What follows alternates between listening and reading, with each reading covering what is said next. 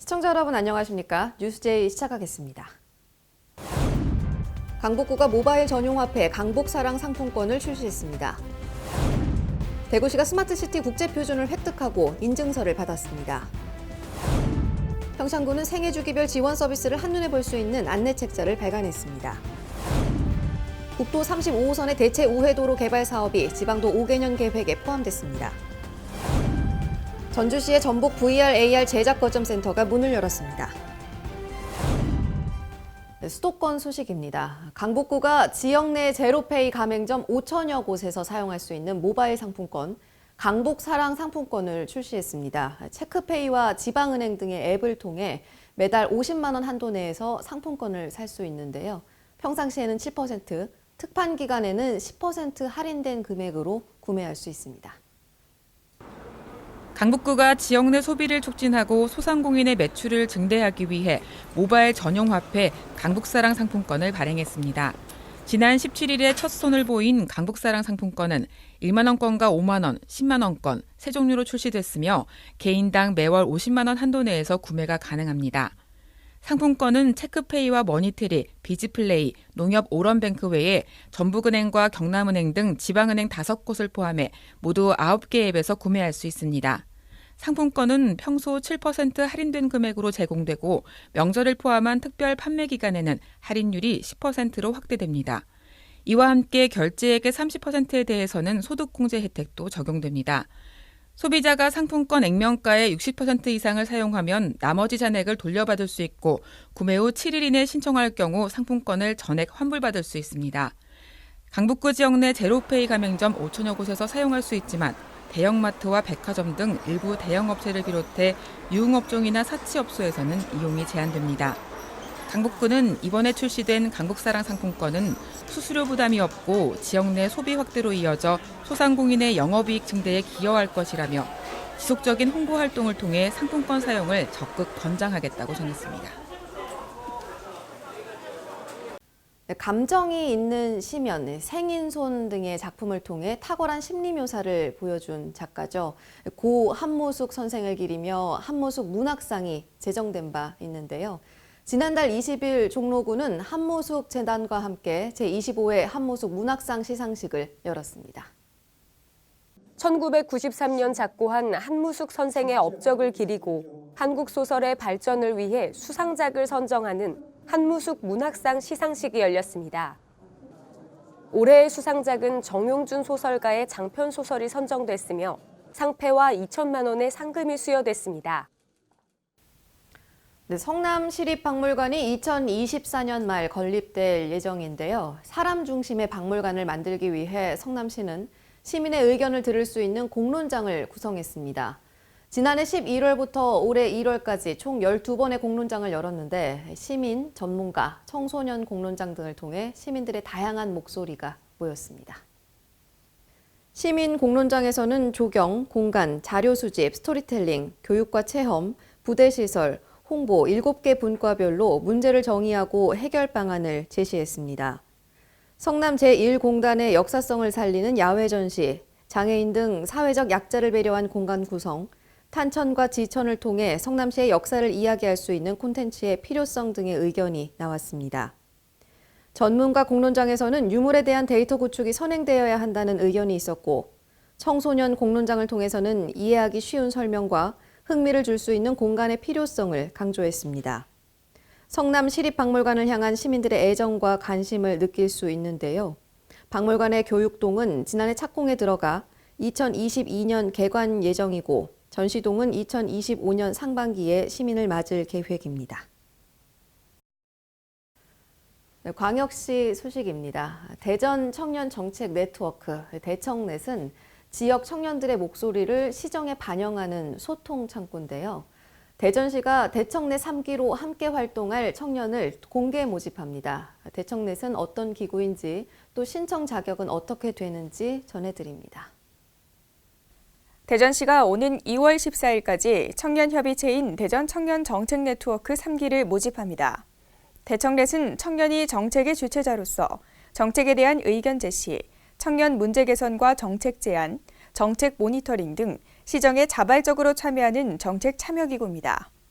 참여 대상은 만 18세에서 39세로 청년 문제와 정책에 관심 있는 청년이면 누구나 참여 가능하고 온라인으로 신청하면 됩니다. 한편 대청렛은 지난 3년간 1기와 2기 활동을 통해 청년 커뮤니티 사업 확대, 마음건강 상담 창구 도입, 청년 취업희망카드, 창업지원카드 도입 등 실질적으로 청년들에게 필요한 사업과 정책을 발굴하고 제안했습니다. 국내 광역 지자체 최초로 대구시가 스마트시티 국제표준을 획득하고 영국 왕립표준협회로부터 인증서를 받았습니다. 22일 시청 상황실에서는 인증서 수여식과 함께 성과 공유 세미나가 열렸습니다.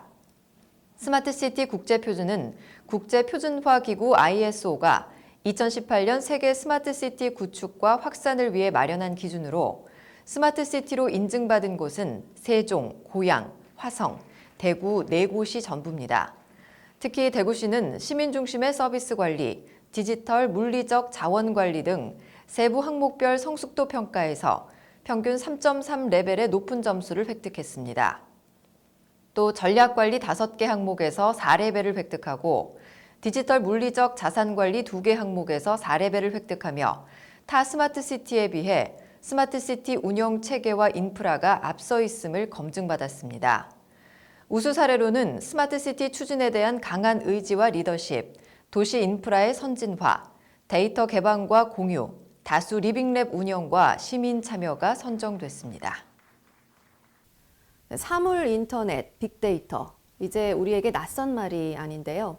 인공지능 시대에 접어들면서 우리 사회의 많은 부분에 인공지능이 적용되고 있습니다. 광주시는 인공지능 중심 도시로 발전하기 위해서 협의체를 구성하고 국비사업 발굴에 나섭니다. 광주시가 지난 22일 시청 협업회의실에서 인공지능 국비 등 발굴 협의체를 구성하고 첫 회의를 개최했습니다. 인공지능 국비 대응 발굴 협의체는 5개 자치구, 한국전자통신연구원, 광주테크노파크, 광주과학기술원 등으로 구성됐으며 자치구 등과 협력해 인공지능 기반 국비 사업을 발굴하기 위해 추진됐습니다. 이번에 구성된 협의체는 2년 동안 인공지능 국비 사업 발굴을 위한 추진 전략 및 협력 방안에 관한 사항을 협의하게 되며 광주시 경제산업 분야 신성장 인공지능 특화 사업 발굴 등 인공지능 중심 도시 광주 구축에 기여하게 됩니다. 광주시는 이번 협의체의 구성을 계기로 자치구와 함께 인공지능을 기반으로 한 상생협력 국비 사업을 지속적으로 발굴해 인공지능 생태계 조성을 이끌어 나갈 방침입니다. 네, 다음은 강원도 소식입니다. 지난달 강릉시에서는 강릉 지역에서만 사용할 수 있는 충전식 선불카드형 강릉사랑 상품권인 강릉페이가 발행됐는데요. 출시한 지 보름 만에 충전액이 17억 원을 돌파할 정도로 인기를 끌고 있습니다. 강릉시가 지역 자금 유출을 방지하고 지역 상권 보호와 자금 선순환 구조를 만들어 지역 경기를 활성화하기 위해 연간 100억 원 규모의 강릉페이를 발행합니다. 스마트폰 사용자는 강릉페이 앱을 내려받아 회원 가입을 한 뒤 계좌 연결을 하고 금액을 충전해 사용하면 됩니다. 오프라인에선 농협지점을 방문해 카드를 발급받고 충전해 쓰면 됩니다. 강릉페이는 개인 1인당 월 30만 원씩 연간 400만 원 한도 내에서 구매할 수 있고 설과 추석 20일 전에는 50만 원까지 구매 가능합니다. 연회비와 카드 발급 수수료가 따로 없고 연말정산 소득공제 30%, 사용액의 10% 캐시백 지급 혜택이 주어집니다. 강릉페이는 대형마트와 준대규모 점포, 유흥주점, 강릉시에 본사를 두지 않은 법인 사업자의 직영점 등을 제외하고 신용카드 사용이 가능한 강릉의 모든 점포에서 사용 가능합니다. 태어나서 죽음에 이르기까지 우리는 생애 주기별로 여러 지원을 받게 되는데요. 평창군은 생애 주기별 지원 서비스를 한눈에 볼 수 있는 안내책자를 발간하고 읍면사무소와 민원실에 배부했습니다. 책자는 임신, 출산, 영유아기, 아동 청소년기, 성인, 어르신 총 5개로 분류돼 임신, 출산부터 사망까지 생애 주기별로 누릴 수 있는 111개의 행정 서비스 내용을 담고 있습니다. 또한 지원 사업의 대상과 상세한 내용 소개를 비롯해 담당 부서 및 연락처에 관한 종합적인 정보를 제공하고 출생에서 노년에 이르기까지 지원받을 수 있는 맞춤형 정보를 한눈에 확인할 수 있습니다. 관계자는 군민들이 알지 못해 지원을 받지 못하는 일이 없도록 홍보물을 제작해 누릴 수 있는 다양한 혜택을 지속해서 홍보해 나갈 것이라고 말했습니다. 진로를 정하기에 앞서 미리 체험해보고 고민할 기회가 있다면 좋겠죠. 횡성군 청소년 수련관에서는 지역 내 청년과 소년들을 위해서 바리스타 진로 체험 프로그램을 운영합니다. 지난 22일 횡성군 청소년 수련관 내 카페에서는 10여 명의 청소년들이 참석한 가운데 바리스타 진로 체험 프로그램이 운영됐습니다. 14세부터 24세까지 관내 청소년을 대상으로 진행되는 이번 과정은 1월 17일부터 2월 29일까지 6주 동안 커피의 정의, 핸드드립, 에스프레소 추출 등 다양한 실습 교육이 진행됩니다. 저는 지금 카페에서 일도 하고 있고 커피에 대해 더 자세하게 배우고 싶어서 바리스타 수업을 신청하게 됐는데 다른 친구들도 자기 진로에 대해서 더 배울 수 있게 다양한 이런 체험이 생겼으면 좋겠습니다. 횡성군은 청소년 수련관에서 운영하는 다양한 진로 체험 프로그램을 통해 지역 내 청소년들의 건강한 성장 및 올바른 진로 탐색의 기회를 제공하고 있습니다. 충청도 소식입니다. 충청북도가 올해는 강호축 완성을 위해 구체적인 사업 발굴에 나설 계획입니다. 또한 오는 5월 청주 오송에서 제3차 강호축 포럼을 개최할 예정입니다. 지난해 강호축 개발에 기반을 다진 충청북도가 올해는 강호축 완성을 위한 큰 그림을 그립니다. 지난 2014년 충청북도가 국토 불균형 해소와 미래 혁신 동력 확보를 위해 처음 제안한 강호축은 그동안 개발의 당위성을 정부와 정치권 등에 알리며 공감대를 형성했습니다. 특히 지난해 5차 국토 종합계획에 강호축이 반영되며 명실공히 국가 의제가 됐습니다. 충청북도는 지난해 성과를 동력 삼아 올해 강호축 발전계획 실현을 위한 구체적인 사업 발굴에 나섭니다. 충청북도가 구상한 강호축 발전계획은 크게 4가지입니다. 우선 강호축 교통망 구축으로 기술적인 문제로 기획재정부의 검토안에 빠진 오송 연결성과 원주 연결성 등이 반영될 수 있도록 역량을 집중합니다. 또한 백두대간 관광치유벨트 조성에 필수적인 백두대간 순환도로망 구축을 정부에 건의합니다. 4차 산업혁명 대응 지역전략 산업 육성을 위해 그동안 선점해온 6대 신성장 산업을 비롯해 경박 단소형 산업을 강호축에 집적화하고 시도별 산업 연구 기반을 활용해 시너지 효과를 창출합니다. 이를 위해 충청북도는 도민 역량 결집과 지자체 간 협력 강화에 주력합니다. 특히 오는 5월 중 청주 오송에서 3차 강호축 포럼을 개최해 강호축의 의미와 필요성을 전국적으로 알립니다. 아울러 강호대륙의 꿈을 이룰 수 있도록 청주국제공항 활성화에도 노력한다는 계획입니다. 따뜻한 이웃의 정을 나누기 위해 2020년 겨울철 사랑의 헌혈 행사가 곳곳에서 진행되고 있습니다. 보령에서 진행된 헌혈 행사 소식 전해드립니다. 보령시는 지난 21일 시청 앞 광장에서 헌혈 행사를 실시했습니다.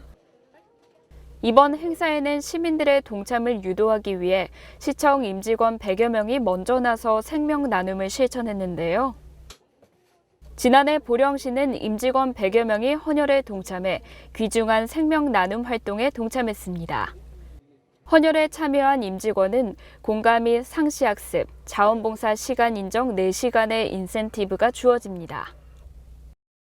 주민참여 예산제는 예산 편성에 실질적인 도움이 되는 주민자치를 대표하는 제도인데요. 천안에서는 지난해 주민참여 예산제의 운영 성과 공유회가 열렸습니다.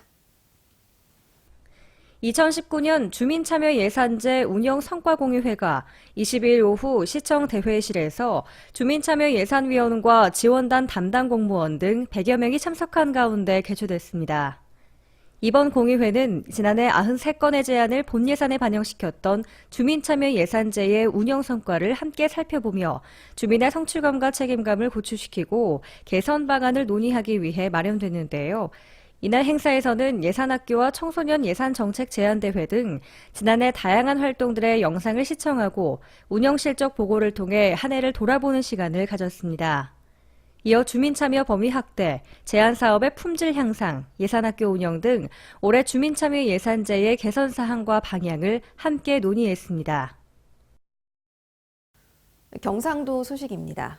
양산 도심을 관통하는 국도 35호선의 대체 우회도로 개설에 청신호가 켜졌습니다. 국토교통부의 제5차 국도 국가지원 지방도 5개년 계획에 이 사업이 포함됐기 때문입니다. 양산시는 그동안 시가 5차 5개년 계획에 포함되도록 지역 정치권과 연계해 노력한 끝에 얻어낸 결과로 보고 있습니다. 이 사업은 부산에서 양산, 울산 울주를 연결하는 국도 35호선 중 동면 가산에서 명곡을 거쳐 하북면 용면까지 19.4km 구간으로 왕복 4차로의 우회도로를 개설하는 사업입니다. 기획재정부의 예비 타당성 조사를 거쳐 올 연말 최종 확정돼 사업이 본격화되면 도심지 교통체증 해소와 기업의 물류비 절감에 크게 기여할 것으로 전망됩니다. 포항시는 2020년에 본격적인 시작인 민족 대명절 설을 맞아 전통시장과 기업체, 복지시설 등을 방문하며 적극적인 민생 소통에 나섰는데요. 현장의 목소리에 귀를 기울이며 시민들의 삶을 살뜰하게 살폈습니다. 포항시는 민족 고유의 명절인 설을 맞이해 전통시장 장보기 행사로 소상공인 기살리기에 총력을 기울이고 있습니다. 특히 20일 이강덕 시장은 오천 전통시장에서 포항사랑 상품권을 사용해 설맞이 장보기에 나섰습니다. 또 이날 전통시장에서 상인들의 고충을 들으며 건의사항을 검토하는 등 적극적인 민생소통 행보를 이어갔습니다.